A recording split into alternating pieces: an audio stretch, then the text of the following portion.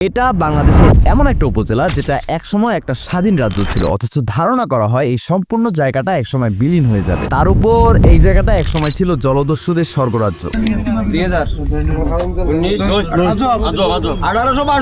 So welcome to the third episode of Methopath. আর আমাদের আজকের গেস্ট সন্দীপ। অ্যাজ ইউজুয়াল 10 দিন আগে কেটে রাখার টিকিট নিয়ে বসে পড়ি রাত 9:20 ট্রেনে। সকালে চট্টগ্রাম নেমে স্টেশন থেকে বাস নিয়ে ডিরেক্ট কুমিরা ঘাটঘর। রিক্সা নিয়ে মেইন ঘাটে এসে দেখলাম জাহাজ কিংবা মালবোট দুইটাই মিস করে ফেলেছি। তাই এখন ভরসার নাম স্পিডবোট। সিঙ্গেল ট্রিপের ভাড়া 250 টাকা শুনে অনেক বেশি মনে হচ্ছিল। তখন পাশ থেকে একজন বলল আগের ভাড়া ছিল 380 টাকা। সুন্দর একটা রাইড শেষে সিএনজিওয়ালার সাথে ভাড়া নিয়ে কাপছাপ। দুপুরবেলা পর্যন্ত ঘুম, এরপর ভেড়ার মাংস দিয়ে গরম গরম ভাত। এখন প্রয়োজন একটু মিষ্টি, আর সন্দীপে এটার জন্য বিনয় আর মিষ্টির উপর কিছুই নেই।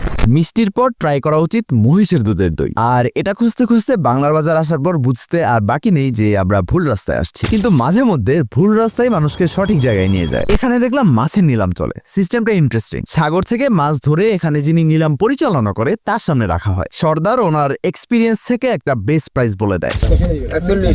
ওই প্রাইসে যদি কেউ রেসপন্স না করে তাহলে উনি প্রাইস ড্রপ করতে থাকে। এই সময় যে সবার আগে রেসপন্স করবে মাছ ওনার।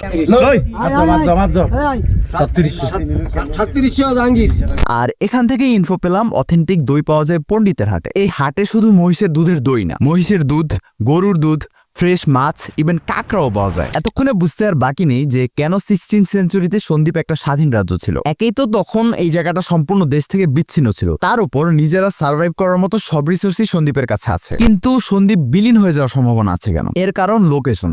আর এই লোকেশনের কারণে পাইরেটসদের সবচেয়ে পছন্দের জায়গা ছিল এই সন্দ্বীপ। আর সন্দ্বীপ নিয়ে বাকি কাহিনী বলা আছে এই ভিডিওতে। ইচ্ছা হলে দেখে নিন। আল্লাহ হাফেজ।